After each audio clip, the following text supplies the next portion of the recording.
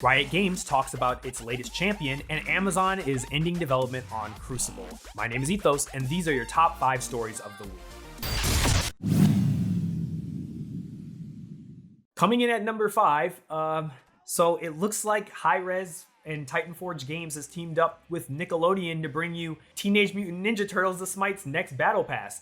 I don't know how this keeps happening. Previously, they had access to Avatar, and now you can play as the Teenage Mutant Ninja Turtles. Who would have thought in a world where you could play a game where Raphael and Leo can team up against Aang and Korra?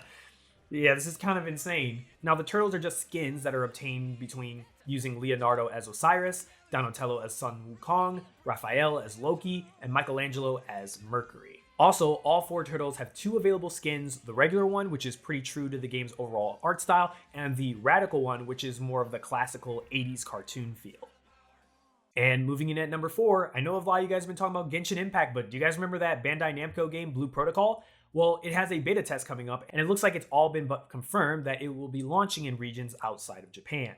Blue Protocol DB announced in a job listing that they were looking for a localization director who will have the primary task of, quote-unquote, supervising the localization of the game based off of each region. The new hire will also need the ability of the language of English, which all but confirms that the game will be making its way to North America and perhaps other English-speaking parts of the world. And speaking of Genshin Impact, moving into story number 3, a great many Genshin Impact players have completed all the available main story missions and are now just begging for brand new content. And according to the latest blog post by its developer, the free-to-play RPG will receive its first post-launch update on November the 11th, but this probably isn't the update players want to see right now. On November the 11th, or version 1.1, and will add what is called the Unreturned Star-Off event. Then, the following update, or version 1.2, will drop in December the 23rd, 2 days before Christmas, and is likely the update players are more interested in, as it will expand the world map by adding the Dragon Spine Snow Mountain area and continue the main campaign.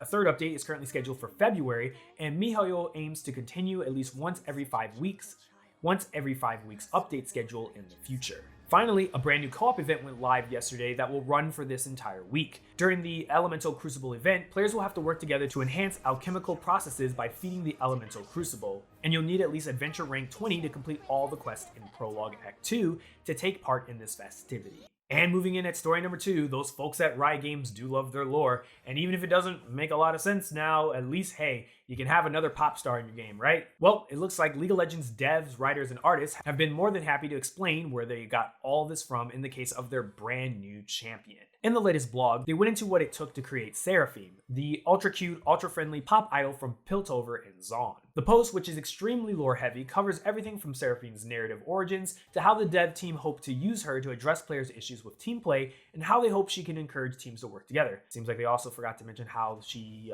murders Sona, but whatever. This means finding ways to encourage Seraphim's team to gather around her, and interestingly, her music plays a big part in that. Seraphim's music is used to clue team members in on taking advantage of her passive, which provides buffs and heals. The quality of these buffs is based off of how many of her team members are nearby to take advantage of them, offering even more reasons for players to work together.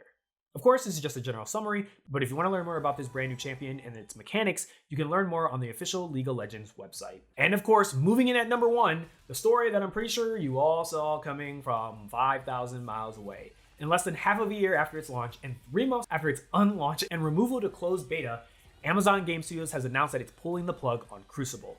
The news broke last Friday on the Crucible website, where developers said that after evaluating the feedback that they heard from you guys and paired with the data they collected, they didn't see a healthy and sustainable future for Crucible. And you can obtain a full refund of all your purchases in Crucible via the support section of their official website. It looks like also that all the developers who worked on Crucible will be now transitioning over to New World and quote-unquote upcoming game projects, whatever those games will be. But so far, it looks like Amazon's count has not really been that positive.